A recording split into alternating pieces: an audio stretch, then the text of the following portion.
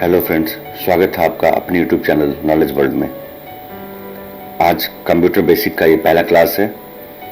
इसमें हम लोग जानेंगे कंप्यूटर इंट्रोडक्शन के बारे में। व्हाट इज़ कंप्यूटर, कंप्यूटर क्या होता है, डेटा प्रोसेस इंफॉर्मेशन क्या है, चार्ल्स बेबेज कौन थे, कंप्यूटर के कौन कौन से कंपोनेंट होते हैं, कंप्यूटर की मेमोरी क्या होती है, सीपीयू क्या है, इनपुट एंड आउटपुट डिवाइस क्या होते हैं और कंप्यूटर जनरेशन क्या है। तो चलिए शुरू करते हैं आज का वीडियो। अगर आप हमारे इस चैनल पर नए हैं तो प्लीज़ इसे सब्सक्राइब करें, लाइक और शेयर करें और बेल आइकन दबाना बिल्कुल भी ना भूलें। चलिए हम लोग शुरू करते हैं आज का video. What is computer, computer क्या है।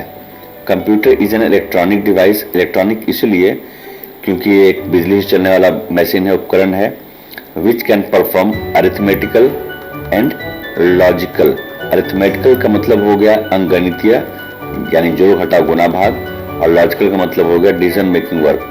तो हमारा जो कंप्यूटर है वो इलेक्ट्रॉनिक मशीन है जो अरिथमेटिकल और लॉजिकल वर्क परफॉर्म करता है और हमें हमारा मनचाहा आउटपुट देता है एज ए रिजल्ट। अगर इसी चीज़ को दूसरे शब्दों में कहें हम तो हम लोग ये कह सकते हैं कि computer is electronic device. Computer क्या है कि इलेक्ट्रॉनिक डिवाइस है which accepts data from user, process it and after processing convert it into a meaningful fact which is called information। यानी कंप्यूटर क्या है, इलेक्ट्रॉनिक मशीन है जो यूजर से डेटा एक्सेप्ट करता है, after processing convert it, processing के बाद इसे कन्वर्ट कर देता है एक मीनिंगफुल फैक्ट में जिसका कुछ मतलब होता है, जिसका कुछ अर्थ होता है, जिसे हम लोग क्या कहते हैं, इंफॉर्मेशन। तो हमें यहाँ तीन चीजें नहीं मालूम चली, ये डेटा क्या है, प्रोसेस एंड इंफॉर्मेशन। तो चलिए हम लोग बात करते हैं डेटा, प्रोसेस और इंफॉर्मेशन के बारे में। Data is a raw material. Data क्या है, एक रॉ मटेरियल है, ए से लेकर के जेड तक, 0 to 9। स्पेशल कैरेक्टर्स में हमारे @ एस्टेरिक्स, हैश एटसेट्रा एटसेट्रा, इन सभी को हम लोग डेटा कहते हैं जिसका अकेले कोई मतलब नहीं होता है। जैसे हमने यहाँ लिखा ए का अकेले कोई मतलब नहीं है, जस्ट एक लेटर है ये। फिर हमने यहाँ लिखा आर, इसका भी अकेले कोई मीनिंग नहीं है। और यहाँ लिखा हमने एम, ये तीनों मीनिंगलेस हैं, सिर्फ एक लेटर्स हैं। Process, manipulation of data is called process. Data के ऊपर जो कुछ भी हम काम करते हैं, मैनिपुलेशन करते हैं, वही क्या कहलाता है, हमारा प्रोसेस कहलाता है। And information, after manipulation of data we get a meaningful fact. किसी भी डाटा पर कुछ काम करने के बाद हमें क्या मिलता है, बिल्कुल अर्थपूर्ण तथ्य मिलता है, एक मीनिंगफुल फैक्ट मिलता है, दैट इज कॉल्ड इंफॉर्मेशन।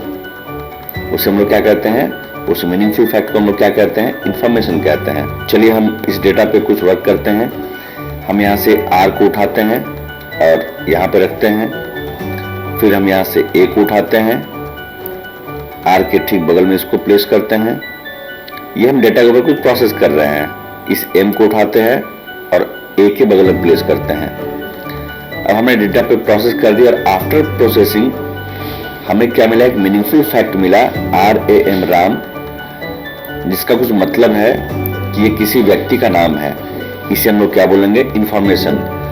तो डेटा क्या है, डेटा इज रॉ मटेरियल। जब डेटा के ऊपर कुछ वर्क करते हैं हम लोग, तब हमें जो मीनिंगफुल फैक्ट मिलता है उसे हम लोग कहते हैं इंफॉर्मेशन। तो यहाँ राम क्या निकल के आया, हमारा information. Data is raw material. जब डेटा के ऊपर कुछ वर्क करते हैं हम लोग, तब हमें जो मीनिंगफुल फैक्ट मिलता है उसे हम लोग कहते हैं इंफॉर्मेशन। तो यहाँ राम क्या निकल के आया, हमारा इंफॉर्मेशन। तो उम्मीद है आपको डाटा, प्रोसेस और इंफॉर्मेशन क्या समझ में आ गया होगा। चलिए इससे आगे बढ़ते हैं हम लोग। Father of computer, Charles Babbage. Charles Babbage को हम लोग as a father of computer के रूप में जानते हैं। चार्ल्स बेबेज कैम्ब्रिज यूनिवर्सिटी में मैथमेटिक्स के प्रोफेसर थे। इन्होंने कंप्यूटर के विकास के क्रम में जो मॉडल तैयार किया था, आज का मॉडर्न डिजिटल कंप्यूटर भी उन्हीं के मॉडल पे आधारित है, इसीलिए इनको हम लोग फादर ऑफ कंप्यूटर के रूप में जानते हैं। आइए हम देखते हैं component of a computer. Computer के बेसिकली दो कंपोनेंट होते हैं, हार्डवेयर और दूसरा होता है हमारा software. Physical component of a computer किसी भी कंप्यूटर का फिजिकल कंपोनेंट जिसका अपना कुछ आकार होता है, जिसे हम देख सकते हैं, टच कर सकते हैं, वो हार्डवेयर कहलाता है। और सॉफ्टवेयर जिसे हम देख सकते हैं बट छू नहीं सकते हैं, वो सॉफ्टवेयर कहलाता है। अब हार्डवेयर की बात करें हम, तो इसमें हमारा आता है CPU, फिर इनपुट डिवाइस, फिर मेमोरी, फिर आउटपुट डिवाइस। इसके बारे में हम जस्ट आगे बात करेंगे। और सॉफ्टवेयर के बारे में अगर बात करें तो सॉफ्टवेयर दो तरह का होता है। पहला हमारा है सिस्टम सॉफ्टवेयर, वैसा सॉफ्टवेयर जो सिस्टम अपने लिए यूज करता है, जिसकी मदद से हमारा सिस्टम वर्क परफॉर्म करता है। और दूसरा होता है एप्लीकेशन सॉफ्टवेयर, ये वैसे सॉफ्टवेयर होते हैं जिसकी मदद से यूजर अपने काम को परफॉर्म करता है। सिस्टम सॉफ्टवेयर के एग्जांपल की बात करें हम, तो हमारा ऑपरेटिंग सिस्टम हो जाता है विंडोज 7, विंडोज 10, लिनक्स, यूनिक्स, कुछ और यूटिलिटी सॉफ्टवेयर है जैसे डिस्क क्लीनअप वगैरह, ये सारे सिस्टम सॉफ्टवेयर कहलाते हैं। इन सब की मदद से हमारा कंप्यूटर वर्क परफॉर्म करता है। और एप्लीकेशन सॉफ्टवेयर में हमारा आ जाएगा MS Office, Photoshop, Corel draw, Notepad. इन सारे सॉफ्टवेयर की मदद से यूजर अपने काम को परफॉर्म करता है। ये सारे कहलाते हैं एप्लीकेशन सॉफ्टवेयर। आगे बढ़ते हैं हम लोग। हमारा कंप्यूटर मेनली 5 तरह का वर्क परफॉर्म करता है। पहला हमारा इनपुटिंग, दूसरा है स्टोरिंग, तीसरा है प्रोसेसिंग, चौथा है कंट्रोलिंग और पांचवा है आउटपुटिंग। इन पांचों वर्क को परफॉर्म करने के लिए जो हार्डवेयर कंपोनेंट रिस्पॉन्सिबल है, अगर उसकी बात करें हम, तो इनपुटिंग के लिए रिस्पॉन्सिबल है हमारा इनपुट डिवाइस, स्टोरिंग के लिए रिस्पॉन्सिबल है हमारा मेमोरी, प्रोसेसिंग के लिए रिस्पॉन्सिबल है हमारा ALU, कंट्रोलिंग के लिए रिस्पॉन्सिबल है हमारा CU, और ALU प्लस CU इन दोनों को मिलाकर हम लोग कहते हैं CPU। इसके बारे में आगे बात करने वाले हैं हम लोग। और आउटपुटिंग के लिए रिस्पॉन्सिबल है हमारा आउटपुट डिवाइस। तो चलिए इन सब के बारे में जान लेते हैं। CPU का फुल फॉर्म होता है सेंट्रल प्रोसेसिंग यूनिट। एग्जाम में अक्सर पूछा जाता है। CPU stands for central processing unit. इसे हम लोग कंप्यूटर का ब्रेन भी कहते हैं, इसलिए क्योंकि जिस तरीके से हमारे ह्यूमन बीइंग के अंदर, मानव के अंदर मस्तिष्क का जो वर्क होता है, मस्तिष्क सारी चीजों को कंट्रोल करता है, ठीक वैसे ही कंप्यूटर के अंदर हमारा CPU ही सारी चीजों को कंट्रोल करता है। तो इसलिए हम लोग इसे कहते हैं ब्रेन ऑफ कंप्यूटर। ये एग्जाम में आता है। CPU में 2 पार्ट होते हैं जैसा आपने अभी देखा।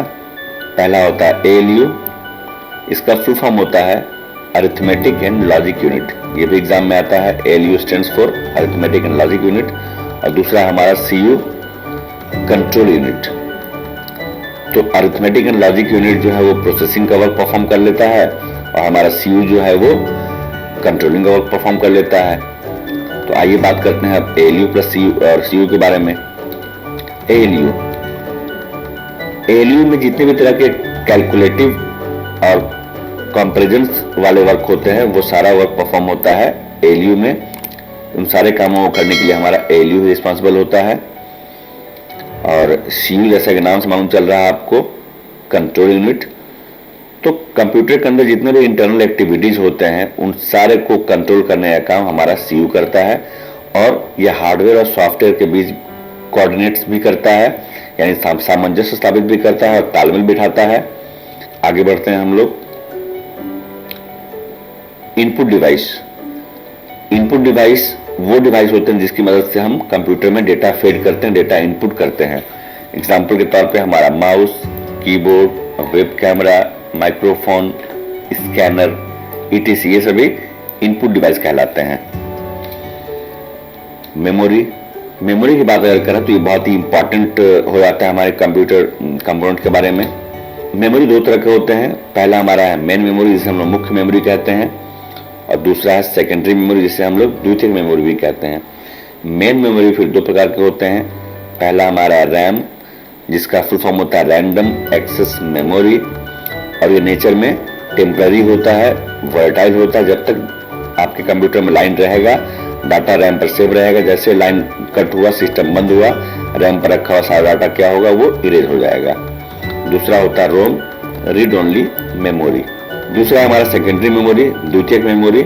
ये नेचर में परमानेंट होते हैं, यानी एक बार आपने इस मेमोरी पे जो कुछ भी रख दिया तो फिर आपका कंप्यूटर ऑफ भी हो जाए, दोबारा जब कंप्यूटर ऑन करेंगे आप तो जो भी डाटा आपने इस पे स्टोर किया था वो आप इजीली एक्सेस कर सकते हैं। तो सेकेंडरी स्टोरेज मेमोरी कैसा होता है हमारा, वो नेचर में परमानेंट होता है। इसमें आ जाते हैं हमारे hard disk, solid state drive, pen drive, CD, DVD, memory etcetera.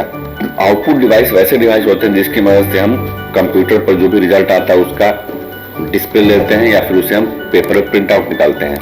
तो बेसिकली आउटपुट डिवाइस जो है वो आउटपुट डिस्प्ले के लिए यूज होते हैं। Examples monitor, projector, printer, speaker etcetera.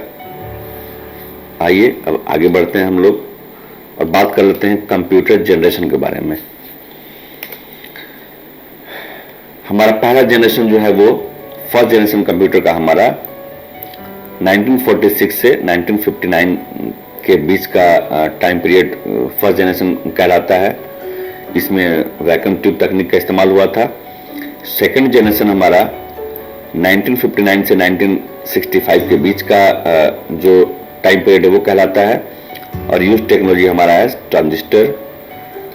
Third generation 1965 से 1971 के बीच जो भी कंप्यूटर डेवलप हुए उसे हम लोग थर्ड जनरेशन कंप्यूटर कहते हैं और इसमें यूज टेक्नोलॉजी था हमारा आईसी की वजह से कंप्यूटर की फील्ड में क्रांति हुई और साइज कंप्यूटर का बहुत ही छोटा हो गया था। आइए हम लोग बात करते हैं फोर्थ जनरेशन के बारे में। तो फोर्थ जनरेशन का टाइम पीरियड है 1971 से 1980 और इसमें इस्तेमाल हुआ था VLSI, very large scale integration. इसकी वजह से सिस्टम हमारा बिल्कुल एक नोटबुक कैसा हो गया। फिफ्थ जनरेशन की हम बात करें तो फिफ्थ जनरेशन का टाइम पीरियड कहलाता है 1980 से लेकर के उसके बाद अभी तक का और इसमें जो टेक्नोलॉजी का इस्तेमाल हुआ वो है हमारा आर्टिफिशियल इंटेलिजेंस, यानी मानव मस्तिष्क कैसा सोचने और समझने की क्षमता हम अपने कंप्यूटर्स में विकसित कर रहे हैं, जिसकी बदौलत हम लोग बहुत सारे ह्यूमनॉइड को तैयार कर रहे हैं, बहुत सारा मशीनी मानव तैयार कर रहे हैं जो बिल्कुल सोचने समझने में मानव मस्तिष्क की जैसा ही वर्क करता है। इसे हम लोग कहते हैं आर्टिफिशियल इंटेलिजेंस। तो ये था हमारा आज का टॉपिक। उम्मीद है आपको ये वीडियो अच्छा लगा होगा। अगर वीडियो अच्छा लगा तो प्लीज हमारे चैनल को सब्सक्राइब कीजिए, इसे लाइक और शेयर कीजिए और बेल आइकन दबाना बिल्कुल भी न भूलें, क्योंकि अगली बार जब भी कोई नई वीडियो आए तो सबसे पहले इसका नोटिफिकेशन आप तक पहुंच सके। और तब तक अपना ख्याल रखिए। मिलते हैं हम लोग अगले वीडियो में।